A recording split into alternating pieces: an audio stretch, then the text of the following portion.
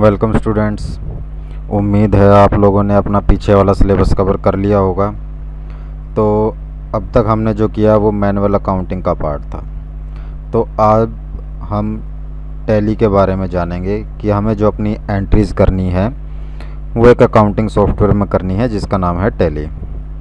तो सबसे पहले हम टैली के बारे में कुछ बेसिक इंट्रोडक्शन जानेंगे ताकि हमें पता रहे कि हम जिस सॉफ्टवेयर का यूज़ कर रहे हैं उसके क्या क्या फ़ीचर हैं, उसको कब लॉन्च किया गया, उसके कौन कौन से वर्जन हैं, ये सब जानना भी हमारे लिए ज़रूरी होता है। तो सबसे पहले बात करें तो टैली एक अकाउंटिंग सॉफ्टवेयर है जिसे टैली सॉल्यूशन प्राइवेट लिमिटेड ने 1986 में डेवलप किया था। इसका जो हेडक्वार्टर है वो बेंगलोर में है जो कि कर्नाटक स्टेट में पड़ता है। टैली की जो फुल फॉर्म है वो है कि यहाँ पे बेसिकली दो फॉर्म्स दी गई हैं, एक है transaction allowed in a linear line yards और दूसरी है total accounting leading list year. ठीक है, अब बात करते हैं कि टैली के वर्जन कौन कौन से हैं। तो जब कंपनी ने टैली को डेवलप किया था 1986 में, तो कंपनी ने तभी इसको मार्केट में लॉन्च नहीं किया था। कंपनी ने जो इसका पहला वर्जन था टैली 3.0 इसको 1919 में लॉन्च किया था। ठीक है, तो जो टैली का पहला वर्जन मार्केट में लॉन्च किया गया था स्मॉल बिजनेस के लिए वो 3.0 था। उसके बाद इसमें अपडेशन आती गई, इसके वर्जन अपडेट होते गए, जैसे 1991 में 3.12 हुआ, ऐसे ही अपडेट करते करते तो ये टैली 9 तक 2006 में आ गया कि 2006 में जो टैली का वर्जन था वो टैली 9 था। तो जो टैली 9 था यहाँ तक कंपनी की जो टैली थी इसके काफ़ी सारे पायरेटेड वर्जन भी ऑनलाइन फ्री में अवेलेबल हो जाते थे जिससे कंपनी को काफ़ी नुकसान हो रहा था। तो उसके बाद कंपनी ने इसका एक अपडेटेड वर्जन टैली ERP9 2009 में लॉन्च कर दिया। जब टैली ERP9 को लॉन्च किया गया तो उसके बाद टैली के पायरेटेड वर्जन बंद हो गए क्योंकि इसका जो एक्टिवेशन था वो ऑनलाइन होने लगा। ठीक है, अब यहाँ पे आप ध्यान दें तो यहाँ पे टैली के आगे ERP9 वर्ड को यूज़ किया गया है। तो ERP9 आपको कई अलग सॉफ्टवेयर में, अकाउंटिंग सॉफ्टवेयर में देखने को मिलेगा। तो इस ERP का जो मीनिंग है वो होता है एंटरप्राइज रिसोर्स प्लानिंग, यानी कि जो भी बिजनेस होगा उसकी रूटीन की डेली ट्रांजैक्शन को रिकॉर्ड करने के लिए ERP वर्ड का एक यूज़ किया गया। तो टैली का जो वर्ज़न आया वो ERP9 2009 में आ गया। तो 2009 के बाद टैली में कई वर्ज़न और आए, टैली ERP9 6.1, 6.2, 6.3 ऐसे वर्ज़न आते गए। ठीक है, अभी लास्ट ईयर इन्होंने टैली प्राइम का एक अनाउंसमेंट किया कि टैली ERP9 के बाद भी इन्होंने एक वर्ज़न था जो लेटेस्ट इन्होंने लॉन्च किया वो है टैली प्राइम का। ठीक है, हम जो वर्ज़न के बारे में प्रैक्टिस करेंगे, जिसे हम यूज़ करेंगे, वो होगा हमारा टैली ERP9। ठीक है, टैली ERP9 और टैली प्राइम में कुछ खास फ़र्क नहीं है, बट टैली प्राइम में कुछ न्यू फीचर्स, न्यू अपडेशन दी गई हैं। ठीक है, लेकिन हम जो यूज़ करेंगे वो टैली ERP9 का यूज़ करेंगे। अब टैली ERP9 का जो लोगो है वो कुछ इस तरह का होता है। ठीक है, और जो टैली प्राइम का इन्होंने लोगो दिया है वो ये लोगो इन्होंने नई टैली प्राइम के साथ लॉन्च किया है। तो अभी तो हमने टैली का थोड़ा डिटेल समझ लिया कि टैली कब लॉन्च हुई, इसके वर्जन कौन कौन से थे। अब हम ये देखेंगे कि हम टैली को इंस्टॉल कैसे कर सकते हैं। तो इसके लिए सिस्टम के क्रोम में जाना है, गूगल क्रोम में, और यहाँ आके आपको टैली सॉल्यूशन टाइप करना है। जैसे ही आप टैली सॉल्यूशन को टाइप करके सर्च करेंगे तो आपके सामने एक वेबसाइट आएगा tallysolution.com। ठीक है, ये जो वेबसाइट है ये टैली का ऑफिशियल वेबसाइट है। ठीक है, इसके बाद आपको यहाँ पे डाउनलोड सेक्शन में जाना है। जैसे ही आप डाउनलोड सेक्शन में जाएंगे तो यहाँ पे आपको टैली प्राइम को डाउनलोड करने के लिए कहेगा, बट हमें टैली प्राइम नहीं, हमें टैली ERP9 को इंस्टॉल करना है। ठीक है, तो हम नीचे जाते हैं। नीचे यहाँ पे आपको एक ऑप्शन मिलेगा कि प्रीवियस वर्जन, हमें जो टैली का प्रीवियस वर्जन को इंस्टॉल करना है। यहाँ पे आपको ये सारे वर्जन मिल जाएंगे जितने भी टैली के वर्जन होते थे। अभी आपको जो वर्जन इंस्टॉल करना है वो आपने इंस्टॉल करना है टैली ERP 9 रिलीज़ 6.6.3 जो कि 13 जुलाई 2020 को इन्होंने लॉन्च किया था। इसको आपने सिलेक्ट करना है और इंस्टॉल पे क्लिक कर देना है। जैसे ही आप इंस्टॉल पे क्लिक करेंगे एक सेटअप फाइल इंस्टॉल होना शुरू हो जाएगा। क्योंकि मैंने ये सेटअप फाइल पहले ही इंस्टॉल की है तो मुझे इसको इंस्टॉल करने की ज़रूरत नहीं है। ठीक है, तो अब यहाँ से आपने एक सेटअप फाइल को डाउनलोड कर लिया टैली की। अब मैं आपको टैली की कुछ ऐसी बातें बता दूँ जो आपको जानना बहुत ज़रूरी है कि सबसे पहले तो आप टैली को बिना परचेज़ किए यूज़ नहीं कर सकते अपने बिज़नेस में। ठीक है, तो जब आपको टैली को अपने बिज़नेस में यूज़ करना होगा तो आपको इसको परचेज़ करना होगा, या आप किसी के पास जॉब के लिए जाते हैं, किसी कंपनी में जॉब के लिए जाते हैं तो उनके पास ऑलरेडी परचेज वर्जन होगा। ठीक है, और दूसरा आप टैली को रेंट पर भी ख़रीद सकते हैं। जैसे यहाँ पे आपको दिखा रहा है कि सिल्वर रेंटल, जिसके 1 महीने का ये चार्ज आपको बता रहा है कि 600 रुपये में 1 महीने के लिए आपको रेंट पे टैली का सिल्वर वर्जन मिल जाएगा, प्लस इस पर 18% GST होगा। ठीक है, और आगे आप देखें तो एक सिल्वर वर्जन को यहाँ पे आप परचेज़ कर सकते हैं जिसका प्राइस है 18,000 रुपये। ठीक है, और प्लस GST 18%। और ऐसे ही इसका एक गोल्ड वर्जन है जिसको आप रेंट पे परचेज़ कर सकते हैं, जिसका मंथली रेंट है 1800 रुपये प्लस 18% GST। और इसका एक गोल्ड वर्जन है जो आप 54,000 प्लस 18% GST पे परचेज़ कर सकते हैं। साथ में ही आप इसके वर्जन की देखते हैं कि नीचे आपको एक टैली प्राइम सर्वर भी दिखाई दे रहा है। ठीक है, जिसका प्राइस है 2,70,000 प्लस 18% GST। ठीक है, तो अभी आपने देखा कि यहाँ पे वर्ड अलग अलग यूज़ किए जा रहे हैं। यहाँ पे सिल्वर यूज़ किया जा रहा है, यहाँ पे गोल्ड यूज़ किया जा रहा है, और यहाँ पर टैली प्राइम सर्वर यूज़ किया जा रहा है। ठीक है, तो अब मैं आपको बताता हूँ कि ये वर्जन है क्या। ये जो इन्होंने अलग अलग आपको सिल्वर गोल्ड में बताया ये क्या चीज़ है। तो वहाँ पे आपने देखा कि टैली का एक तो सिल्वर था, एक गोल्ड था, एक सर्वर था। तो जो सिल्वर इन्होंने बताया कि टैली सिल्वर में क्या होता है कि इस टैली को जब आप परचेज़ कर लेते हैं तो इसको आप एक टाइम पे सिर्फ एक ही PC में चला सकते हैं, एक ही कंप्यूटर में चला सकते हैं। ठीक है, और जो गोल्ड इनका प्रोडक्ट है टैली गोल्ड को आप मल्टीपल PCs में भी चला सकते हैं। मल्टीपल PC से मतलब कि आपके ऑफिस में मान लीजिए 10 कंप्यूटर है, आपको 10 में ही टैली को चलाना है तो उसके लिए आपको टैली का गोल्ड वर्जन परचेज़ करना पड़ेगा। बट इसमें क्या रहता है कि आपकी जो टैली चलेगी वो एक ही लैन नेटवर्क के थ्रू चलेगी या एक ही वाईफाई जोन में चलेगी। ऐसा नहीं है कि आप एक PC एक ऑफिस में और दूसरा PC दूसरे शहर के किसी ऑफिस में रन करना चाहें तो ऐसा पॉसिबल नहीं है। और तीसरा जो इन्होंने सर्वर का बताया था, तो सर्वर जो है ये बेसिकली सर्वर बेस वर्क करता है।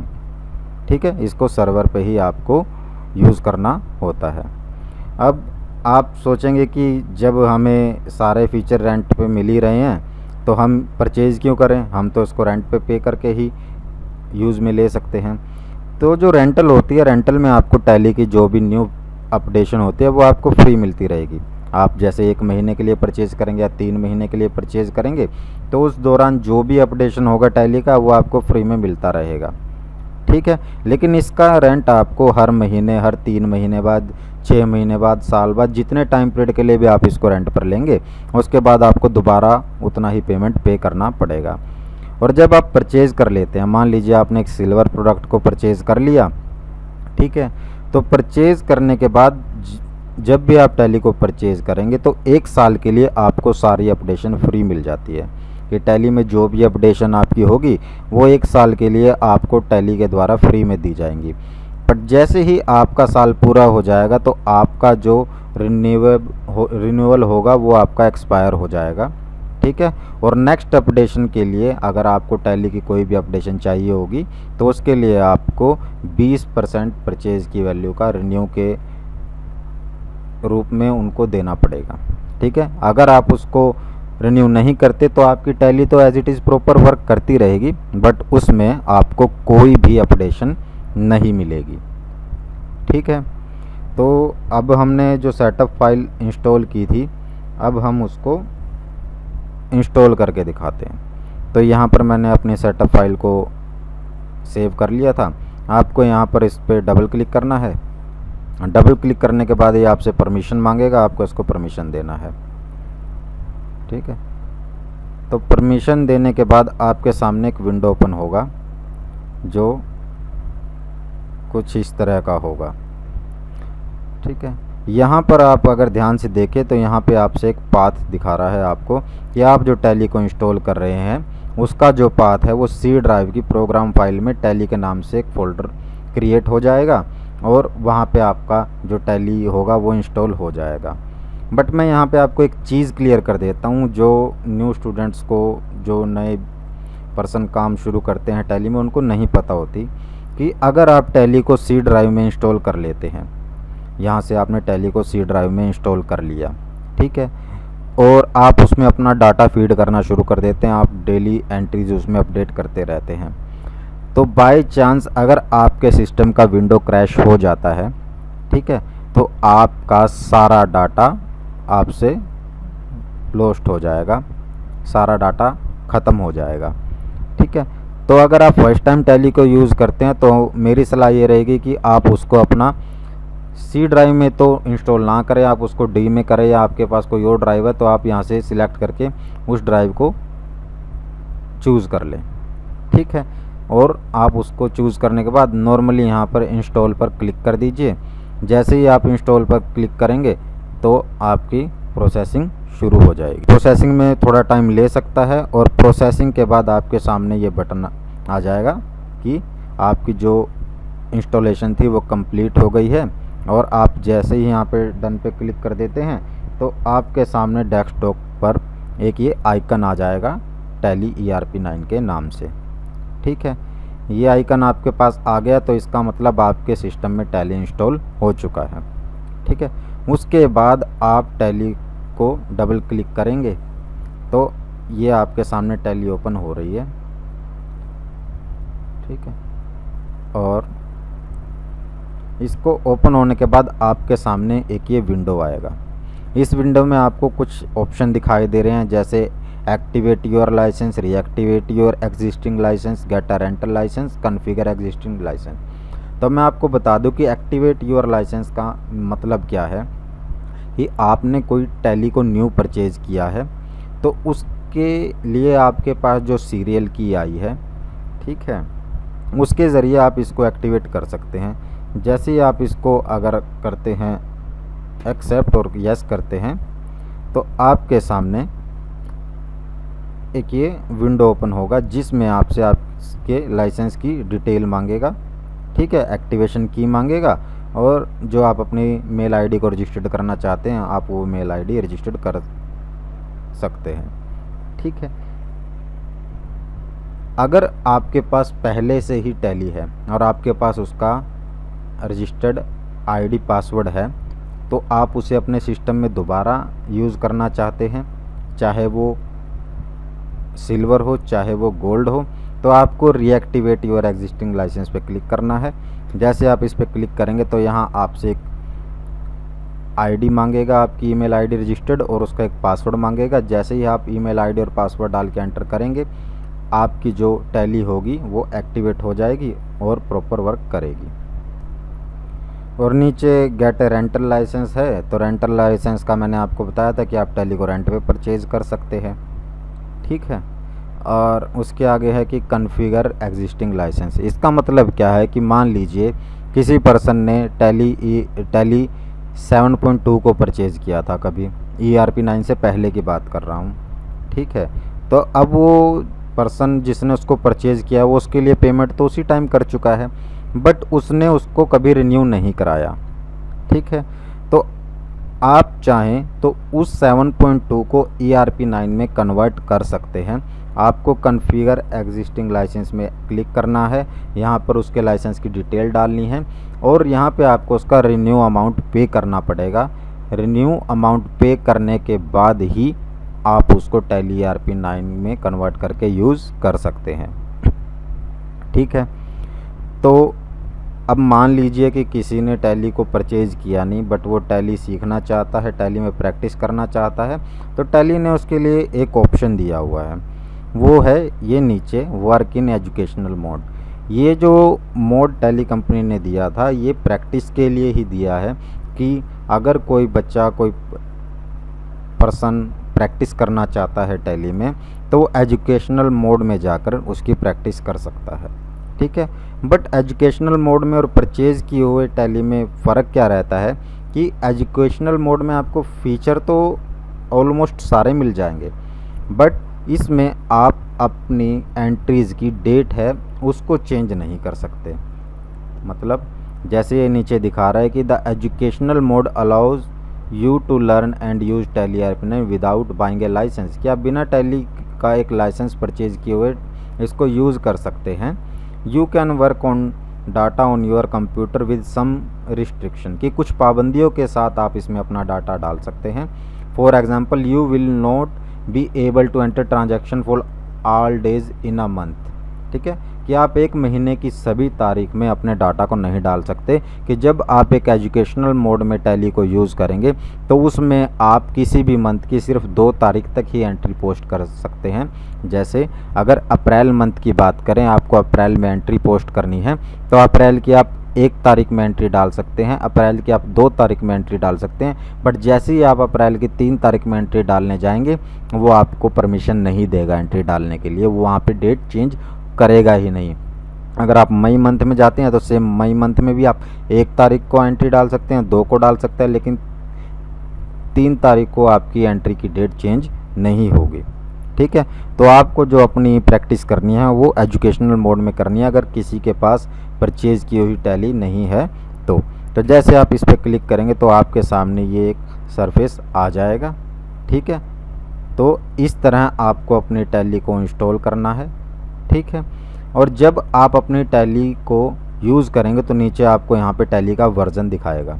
जैसे यहाँ पे सीरीज़ ए रिलीज़ 6.6.3, ये टैली का एक लेटेस्ट वर्ज़न है। अगर इसका कोई और अपडेटेड वर्ज़न आता तो वो इसके नीचे वर्ज़न आपको शो हो जाएगा, और जो आपका भी लाइसेंस है वो आपका एजुकेशनल मोड में है। ठीक है, तो अभी आप जो इसमें एंट्री करेंगे, जो प्रैक्टिस करेंगे, वो आप एजुकेशनल मोड में करेंगे। इन फ्यूचर अगर कभी आप कहीं पर अपना डाटा डालना शुरू कर देते हैं, एज एन अकाउंटेंट आप कहीं पर डाटा एंट्री करना शुरू कर देते हैं, तो कई बार क्या होता है कि सिस्टम अपने आप ही जो टैली के या यूज़र आईडी होता है उसको लॉग आउट कर देता है। तो उस केस में क्या होता है, आपको एंट्री पोस्ट करते हैं तो वहाँ पे आप उसकी डेट चेंज करने की कोशिश करते हैं तो डेट चेंज नहीं होती, तो बच्चे क्या होते हैं, कंफ्यूज हो जाते हैं कि पता नहीं इसकी डेट चेंज क्यों नहीं हो रही है। तो हमेशा अगर कभी ऐसा कुछ प्रॉब्लम आए तो आपको यहाँ पे नीचे देखना है लाइसेंस एंड सर्विसेज में कि यहाँ पे कोई लाइसेंस की आ रही है या यहाँ पे एजुकेशनल मोड आ रहा है। अगर ये एजुकेशनल मोड आता है तो आप सिर्फ 2 ही डेट तक की एंट्रीज़ को डाल सकते हैं। ठीक है, तो उम्मीद है आप लोगों को आज टैली की कुछ जानकारी और टैली को कैसे इंस्टॉल करना है ये आपको समझ आ गया होगा। कल की क्लास में हम देखेंगे कि टैली में कंपनी कैसे क्रिएट की जाती है और टैली में लेजर को क्रिएट कैसे किया जाता है। अगर किसी स्टूडेंट को कोई प्रॉब्लम आती है इंस्टॉलेशन से रिलेटेड या किसी और तरह की प्रॉब्लम आती है तो वो कमेंट बॉक्स में कमेंट करके या फिर हमारे ग्रुप में मैसेज डाल के हमसे डिस्कस कर सकते हैं। Okay, thank you.